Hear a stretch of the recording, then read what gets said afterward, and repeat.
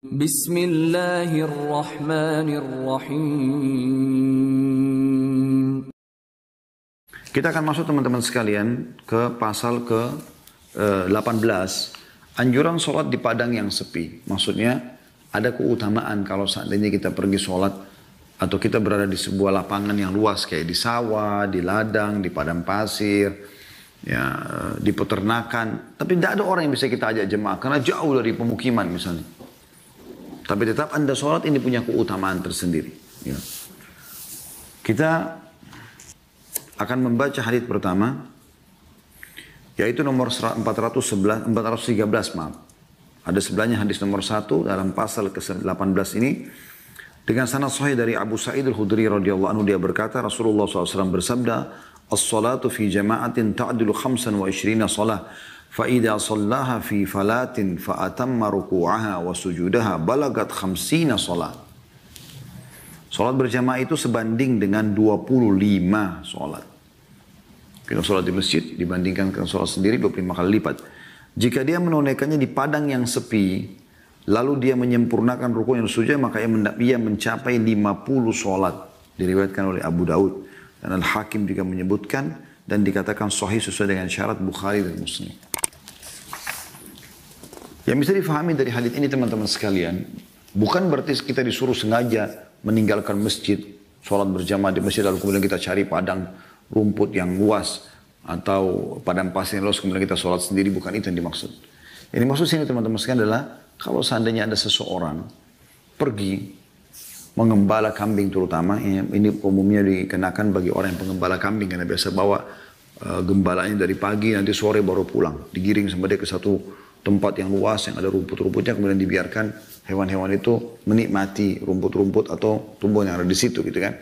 Nah ini biasanya tiba waktu sholat, mereka sholat. Nah kalau ada yang sholat di situ, maka itu pahalanya tersendiri. Kita pernah bahas itu juga di masalah azan ya, di bab azan.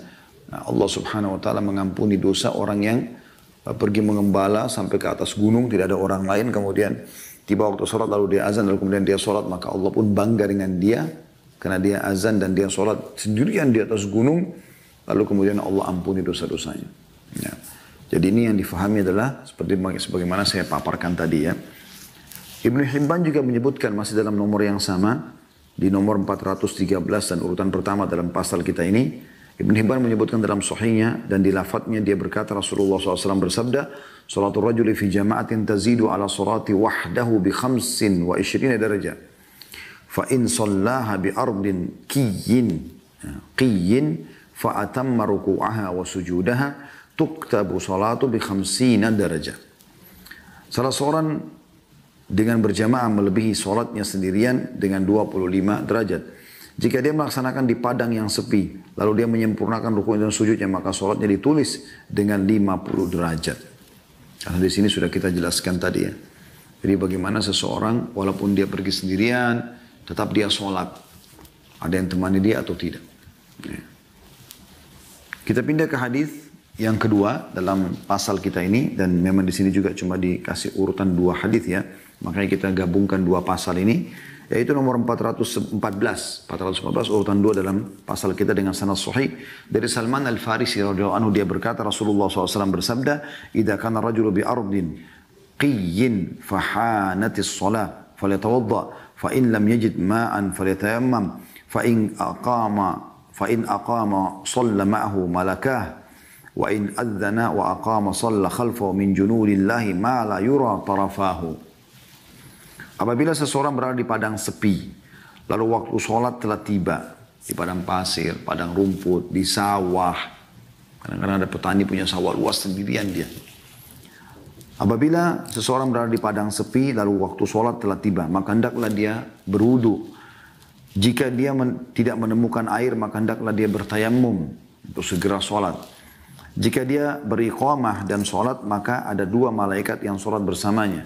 Atau 2 malaikat yang menemaninya sholat bersamanya. Tapi dia tidak bisa lihat. Jika dia azan dan beriqamah, tadi kan kalau dia iqamah saja langsung, lalu dia sholat bersamanya 2 malaikat.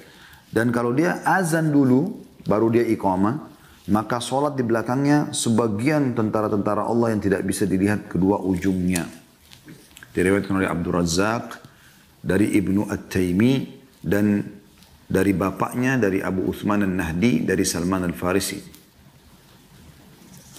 Hadits ini mirip sejalan dengan hadis tadi yang sempat saya sebutkan, dan di sini disebutkan lagi. Saya bacakan dulu baru kita masuk ke mutiaranya insyaAllah. Yaitu hadits Uqbah bin Amir radhiyallahu anhu, bahwasanya Nabi SAW bersabda, "Ya'jabu rabbuka min ra'i ghanam fi ra'si shaziyah yu'adhdhinu bis salati wa yusalli fayaqulu Allah azza wa jalla unzuru ila 'abdi hadha yu'adhdhinu wa yuqimu as-salah yakhafu minni qad ghafartu li 'abdi wa adkhaltuhu al-jannah." Tuhanmu takjub kepada pengembala domba di puncak bukit, tadi saya jelaskan, di atas gunung yang tinggi. Dia berazan untuk sholat pada saat tiba waktu sholat. Ya. Lalu dia sholat. Maka Allah yang maha mulia dan maha tinggi berfirman, lihatlah kepada hambaku ini. Dia berazan dan iqamah untuk sholat. Karena dia takut kepadaku. Aku telah mengampuni hambaku itu. Dan aku telah memutuskan untuk memasukkannya ke dalam surga.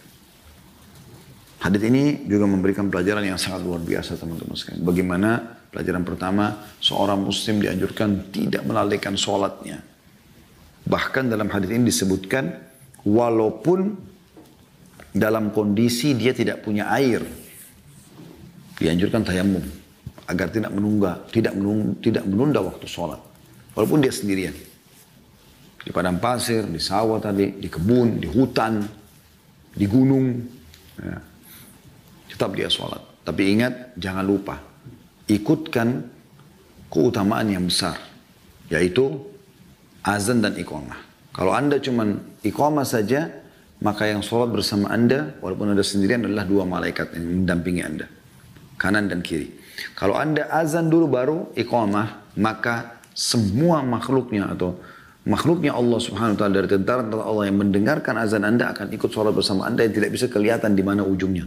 Jadi anda seperti jadi imam, makhluknya Allah yang begitu banyak. Walaupun kita nggak bisa lihat.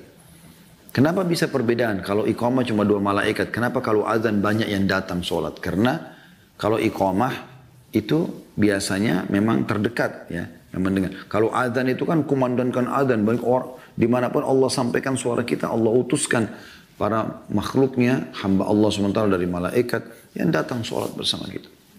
Dikatakan sini sampai tidak terlihat lagi ujungnya. Jadi yang pertama keutamaan sholat. Jangan disia-siakan, terutama di awal waktu. Yang kedua, bagaimana para malaikat pun ikut sholat. Ini pelajaran juga. Ya. Terbukti di sini, kata Nabi SAW, فَإِنْ أَقَامَ صَلَّ مَعَهُ مَلَكَاهُ.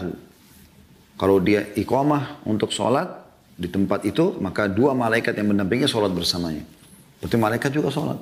Gitu kan? Jadi saking mulianya ibadah ini.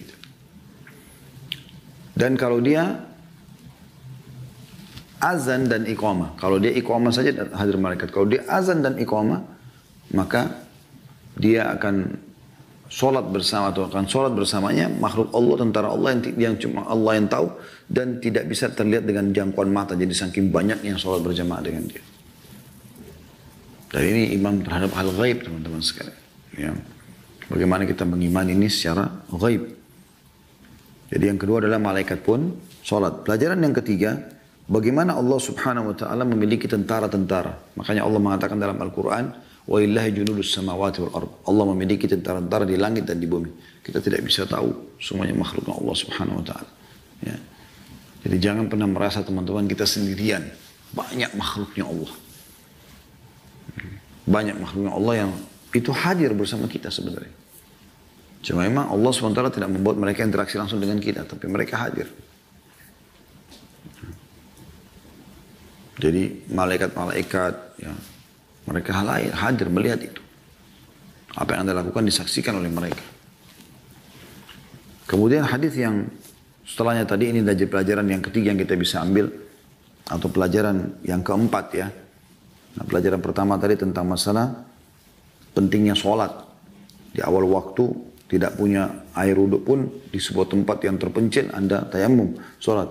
Kemudian yang kedua azan dan iqamah. Jangan lupa. Supaya anda menambah keutamaan Kalau iqamah saja cuma 2 malaikat yang ikut sholat bersama Anda. Kalau Anda azan kemudian iqamah, maka akan hadir banyak tentara-tentara Allah SWT. Yang ketiga, Allah memiliki tentara di langit dan di bumi. Sebagaimana sudah saya bacakan ayatnya tadi.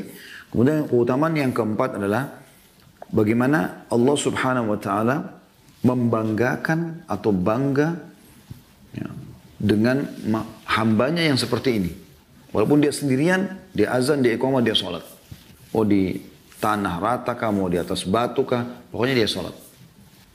Ini menandakan teman-teman sekalian, tempat seperti itu saja sepi sendirian dia sholat, apalagi kalau dia rame-rame. Ya. Ini menandakan keimanannya. Maka ini yang pelajaran yang keempat, yaitu Allah SWT kagum dan bangga. Ini sifat Allah SWT yang mulia. Mirip dengan hadis Inna Allah yu'jibu min syabin laysa lahu sabwa. Allah kagum dengan anak muda yang tidak mengikuti hawa nafsunya. Pelajaran yang terakhir yang kita bisa ambil dari hadis adalah bagaimana Allah Subhanahu wa taala menjanjikan dengan perbuatannya ini, selain daripada keutamaan tadi yang kita sebutkan sebelumnya, mendapatkan 50 kali lipat dari keutamaan sholat walaupun dia sendirian. Ya. Kalau dia sholat di tempat yang tidak ada orang, kalau ada orang diajak sholat bagus, tapi kalau tidak ada orang berarti dia dapat pahala yang besar, karena dia sebenarnya mau sholat berjamaah cuma tidak ada orang. Dapat 50 kali lipat, juga punya keutamaan sendiri, diampuni dosanya dan dimasukkan ke dalam surga.